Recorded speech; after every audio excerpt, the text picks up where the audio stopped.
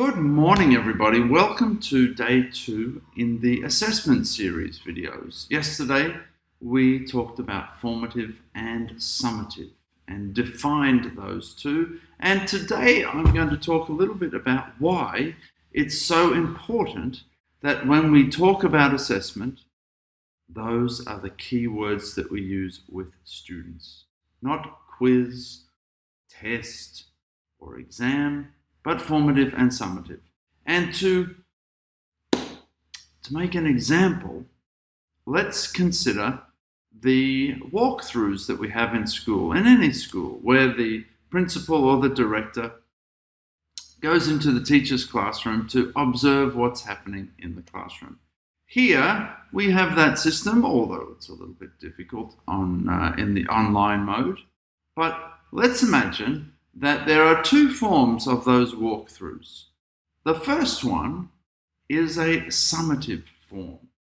Imagine that when I was to step into your classroom, I would be taking some notes, as I usually do, but at the end, I would be rating them according to the Danielson framework. Then at the end of the year, I take all of those ratings and choose one rating, and that rating would determine whether or not you have a job next year. That's the summative.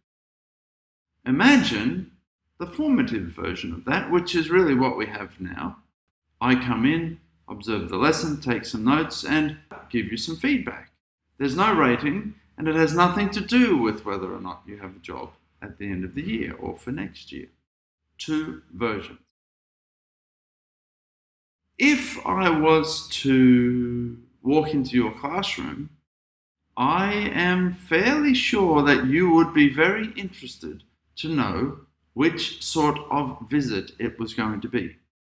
And I would imagine that knowing which one it's going to be might have an impact on the amount of time that you spend preparing for that visit that I'm coming to, for that class that I'm coming to see, or not. I would imagine that if you were to hear me say, oh, this will be a summative walkthrough, then that might increase your anxiety, or not.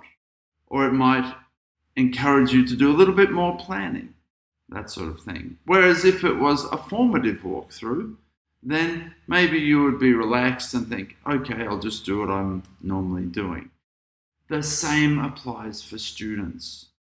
If you are to tell them it's a quiz and they don't know if it's going to be summative or formative, then there's a problem. But if you tell them they have a summative assessment or a summative evaluation, then maybe they're going to prepare for that differently. Whereas if you explain it's a formative assessment, then maybe that reduces the anxiety. Well, not maybe, it does. So this is why it's so important that when you talk about assessment with your students, you use those two key words, boom, formative, and boom, summative. Don't just use quiz or test or exam. In fact, stop using those words. Stop using quiz or test or exam. Describe what's going to happen as a summative assessment or a formative assessment. And that way, students will begin to understand the process of assessment much, much better. And that's it. This has been another episode of The Director's Desk. Bye now.